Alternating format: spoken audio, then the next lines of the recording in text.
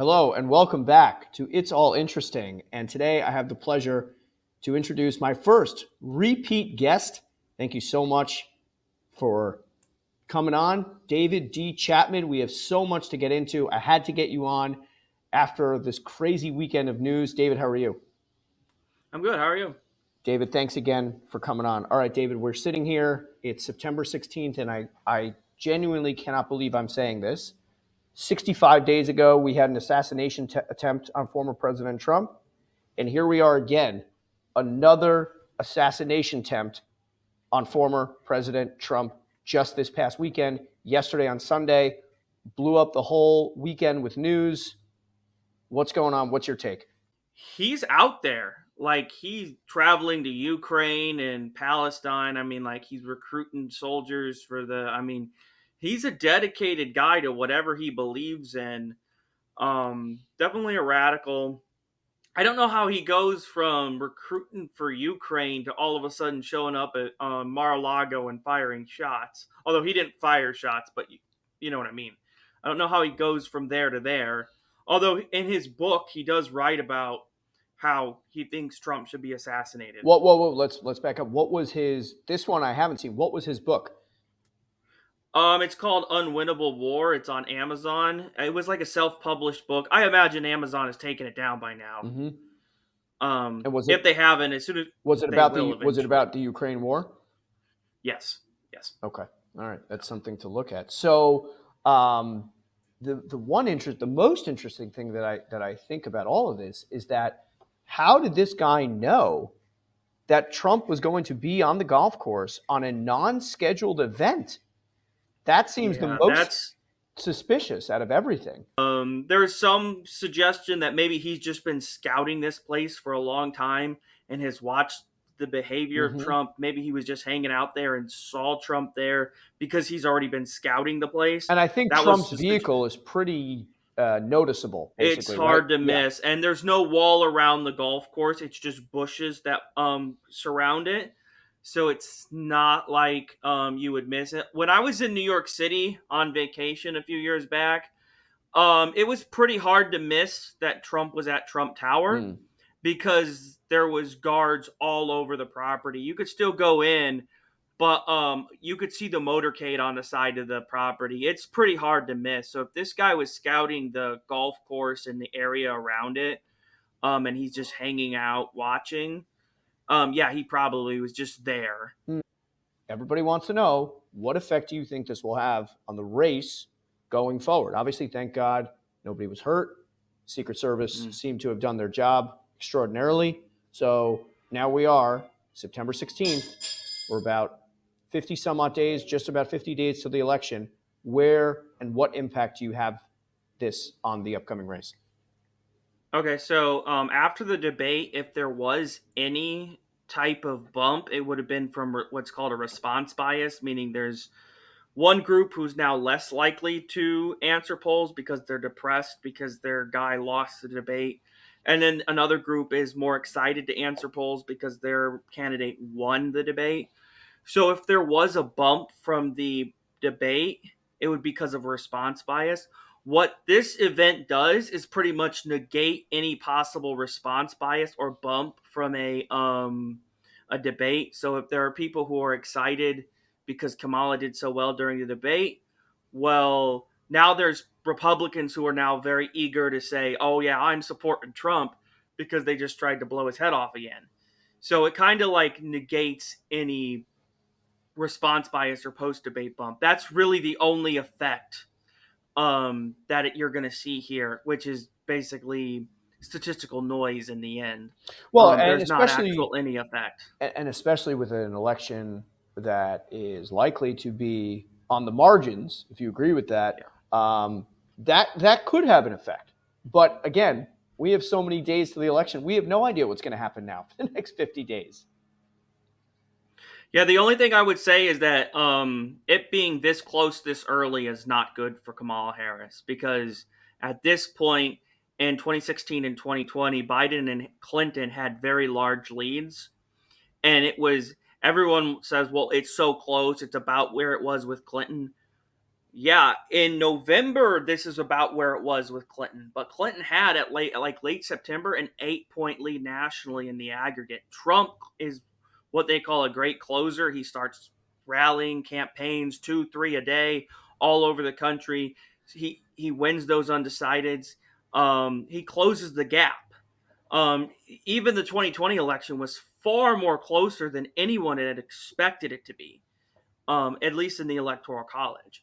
And so for her to only be, I think it's plus 1.7 in the aggregate right now, that I would say that at this point it's not safe for her. Now, will it get tighter? Will remain to see. I don't know, but because I can't see the future. But Why not? but I would say Yeah. I wish I'd be a great gambler if I could. But for her to be where they were in November now is probably not a very comfortable feeling for her. Well, let me ask you because you brought up the 2020 numbers. So this Mm-hmm. past weekend, the Seltzer Iowa poll came out, and I think there was a lot of chatter online about, look, there's an expectation that Trump's going to be up double digits in this poll. He was up in Mm-hmm. this poll against Biden in June by 18 points, and the Right. poll is a 4 point Trump lead in Iowa. I saw your post about it on Twitter. You believe this is a positive for Trump. Why is that? Why would this poll not show trouble for Trump since it's so much less than it was against Biden in June?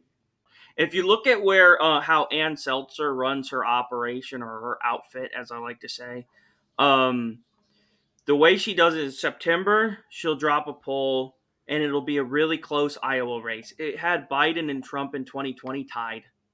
And That was what not a was tied race. what was the final margin in Iowa in 2020? 8. And Okay. in October, she dropped another poll that had it Trump plus 7. So 1 month later, she released what would have been a very accurate poll. But the way she runs her outfit is that in September she likes to drop a poll that looks very competitive for the race, but it's not necessarily honest. The fact that the most competitive she could get for Harris was +4, probably means +4 for Trump, probably means that he's doing a little better in Iowa than he was in 20. We'll have to see Yeah. until late Iowa, Well, let me ask you late October. why would she have included the zombie ballot line of Bobby Kennedy in this poll, which was taking 6 points in that poll? Yeah, that's another thing. I'm not sure why they're polling Kennedy. I mean, he might still be on the ballot in Iowa, but It's a zombie, to isn't it? It's a zombie spot, isn't it? yeah, I have a hard time believing anybody is going to vote for Kennedy when he's already endorsed Trump. The only people, in my opinion, who are going to still vote for Kennedy if they have an option in that state are the people who might have voted for Harris, because it's not going to be Trump supporters. They're going to vote for Trump because Kennedy said to.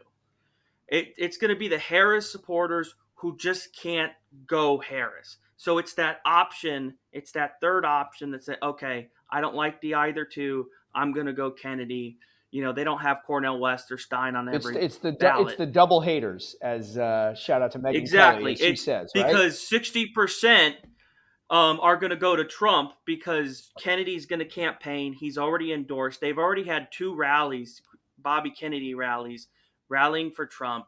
Those people are going to go. It's just the people who just, in the end, we might have gone to Harris as our second option, but we just can't pull the trigger. We're gonna throw it to Kennedy anyway. So would you think it's fair to So say that 60% of that Kennedy 6% should be allocated to Trump in that poll?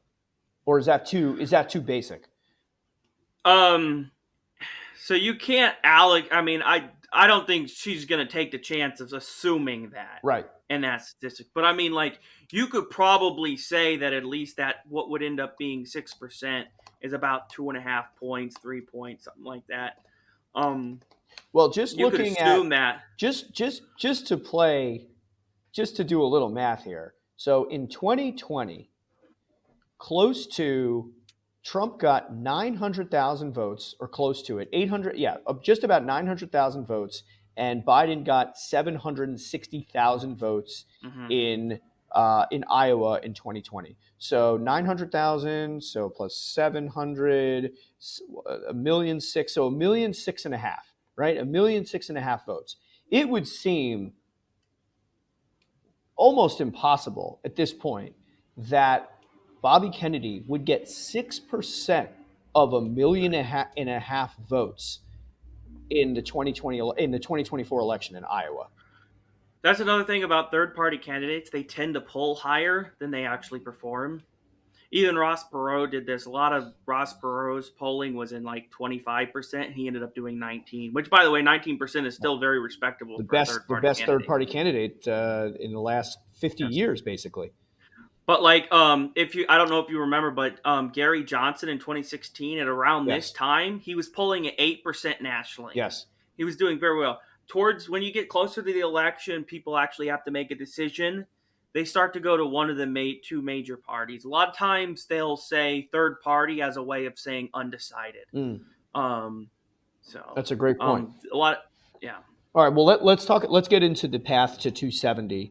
I saw last night that you posted something that was from Nate Silver with a Harris path that included Alaska, Yeah. which obviously Nate Silver, I think it was somewhat tongue in cheek of saying that this was highly unlikely. It Oh, would he said it was, but at the same time, he's like, well, maybe if it gets to that, right, right. And it's like, If we're looking at this from a path of an Alaska electoral college victory, then and if Harris is in a position to win Alaska, then I think it's an early night, and she's probably winning a right, lot more states. exactly.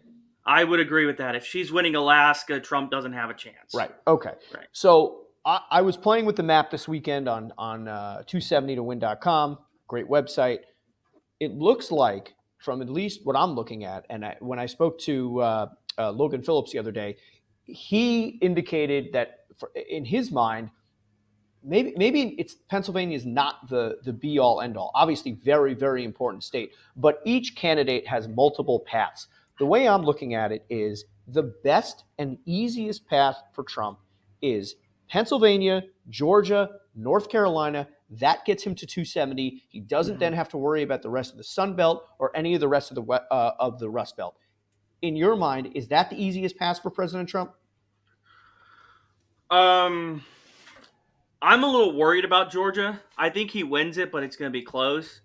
Um, I think Pennsylvania is gone for her. I think he's going to win it by 1 to 2 points. Um, North Carolina's probably gone for her. He's polling ahead of where he's polled in North Carolina in both 2016 and 2020. So at this point in the aggregate, Clinton was leading by zero point 0.6 in 2016. Biden was leading by zero point 0.7 in 2020. Trump is leading by zero point 0.1. And now those are very small margins, but we have to understand that North Carolina is very difficult to poll, and a lot of polls often miss in North Carolina because of how difficult it is to poll. So the fact that Trump is doing better than he's ever done in polling in North Carolina suggests that he's probably running ahead of his 1 point victory in North Carolina So right from now 2020. on rcp.com at realclearpolling.com, Trump has Harris has a .1 lead in the aggregate in Pennsylvania. A Mhm. And point, it's only because of, yep, yeah, go ahead. no, go ahead, go ahead. And it's she's only got one poll in that aggregate that where she leads, and it's the +4 Bloomberg poll. Other than that, it's either tied or Trump plus something. Okay. Then So he has a .4 lead in the aggregate in North Carolina. I'll let you comment on that. okay. Point is it up to .4 Yes. now? Yeah, that's as of this morning, yes. There must have been another poll that dropped since we've gone on then, because at like 4 in the morning it was .1. So, yes, there was a +3 poll that came out from AM Greatness / TIPP. Okay. And then Yeah. he's up in the aggregate in Georgia, 1.3. And amazingly, he's up in the aggregate 1.3 in Arizona.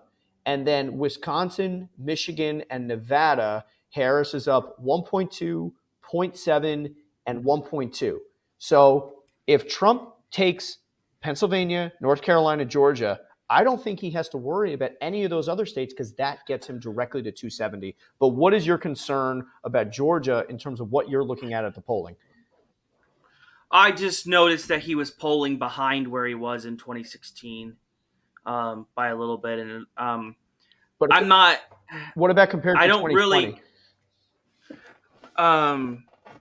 I think he's wasn't Biden leading at this point in 2020. That's a great question. I think Let's see. Let's do in some. Georgia, maybe not. Yeah. Maybe that was Arizona. Let's see. 2020. I'll go into Arizona while you're doing Yeah. that. In Arizona, Trump is polling the same at this point in the aggregate as he was in 2016 when he went on to win Arizona by 3.5 points. In 2020, at this point, Biden was leading in the aggregate by 4.7, which was probably alarm bells for everybody in Arizona. But the fact that Trump is leading in Arizona by the same as he was in 2016 probably tells you he's probably going on to win the state by 3 points. Also, the New Mexico poll that came out yesterday has Harris up only 10. Mm-hmm. She is underperforming Biden by 5 points in that poll, and that poll was off by 2 points. So she could be possibly underperforming him by 6-7 points in the actual result. And so if she's underperforming by that much in that region, he's gonna win Arizona. And what did you He's make? not gonna. What did you make of the Minnesota poll that had her up 4 that came out the other day?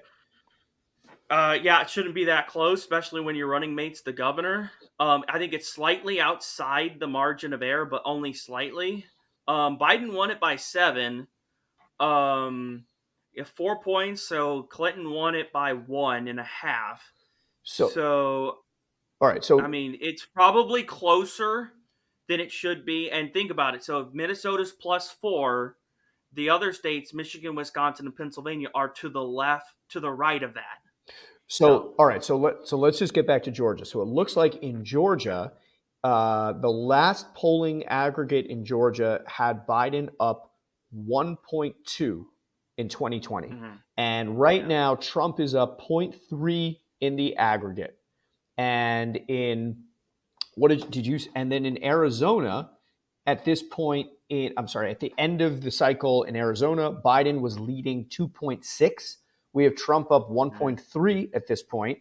And then in, what was the last state? And then in North Carolina, which is the one you mentioned, North Carolina at the end, Biden was leading in the polls 1.8. And then in Pennsylvania, Biden was leading 4.7. So looking at this, and I know I'm pontificating now, but looking at this, it seems like Trump's easiest path is Pennsylvania, North Carolina, Georgia. And then Harris's easiest path, I believe, would be if she somehow won Pennsylvania and then won in in any of Wisconsin, Michigan, Nevada, and or somehow picks off Georgia. I think really looking at this, if Harris wins Pennsylvania, she is in a very strong position to win. Right. If Trump wins Pennsylvania, he's in an extraordinarily strong position to win. Georgia also, I mean, whoever wins Georgia, they can pick off one of those other states and really have a path to 270 as well. I would say that if she wins Georgia, she's probably going to win the election because that's a state that Trump should be winning. I would also say that I don't know if you saw it, but many people did. CNN leaked not their internal polls, but the description of what a staffer gave of the Harris internal polls, and they have no confidence in Georgia or Arizona. They like North Carolina, they like Michigan, and they like Wisconsin. They're worried about Pennsylvania, but have not given up on Pennsylvania. Well, I think either if one of those between Georgia and North Carolina flips, or I shouldn't say flips, if Harris is able to take either Georgia or North Carolina, then she has a much easier path to 270. I assume you'd agree with that. Yeah. Okay. Well, statistically, yeah. Right. Okay. So in terms of, I saw Atlas and I can never pronounce this right. Help me out here. Trafalgar. Trafalgar. Atlas and Trafalgar had some polling come out this weekend. I believe you posted, David, that in 2020, Atlas and Trafalgar were two of the most accurate pollsters. I believe I said that Atlas was. I know in 2016 that Trafalgar was. They missed in a couple of spots in 2020 for Trafalgar, that is. But for the most part, they were all within the margin of error. They're still the gold standard. Trafalgar had a rough 2022, but trust me, everybody had a rough 2022 because they all missed how low the Republican turnout was going to be. Let's talk about that for a second. And I know I've spoken with a few people in my show last week with Logan Phillips. He got 2022 right on. I think he predicted that the GOP was going to pick up about 223 seats. They got 222. What do you think went so wrong in 2022 with the polling? Was it Roe? Was it voter excitement? Was it January 6th that wasn't baked into the polling? What do you think it was? They had their turnout models wrong. I was also right on 2022 as well. I said back in 2021 on Red Eagle's show that the Republicans are going to struggle simply because the Trump voters who vote for him as president are not going to turn out. And they didn't. That's why people like Oz, who was leading by 2 in the polls, lost to Fetterman. It's not that he wasn't leading by preference, Oz. It's that Oz could not turn out the vote because most of those Trump voters are low propensity voters. By the way, when Trump's on the ballot, they will crawl across broken glass to get to the polls to vote for him. We've seen this twice in 16 and 20, but they won't vote in the midterms. That's just the style of voter they are. I think you can make some similarity. And it was the last time I keep promoting my show, but I mentioned this with Logan as well. I think you can see some similarity between the Mm-hmm. Trump presidential voters and the Obama presidential voters, because in both of those midterms, that where Obama wasn't on the ballot and Trump wasn't on the ballot, their party struggled. It's not a surprise that you can make that correlation too, because a lot of them were Obama Trump Mm. voters. In 2016, after Trump won, there was a lot of examination of all these pivot counties. Iowa was a big one. I think we talked about this before, Mm-hmm. and that Iowa had the most pivot counties of anything where it went from Obama Trump. Yeah, and what that is Obama had a huge appeal among the white working class, and that's how he won Indiana, Ohio, Oh, David, you back? and the entire. Yeah, I'm here. I'll repeat what I said. So Obama had a huge appeal among the white working class, and that's how he won Indiana, made Missouri competitive, and won the Rust Belt. And that's where Trump's appeal is now too among the white working class. So it's not a surprise that those voters are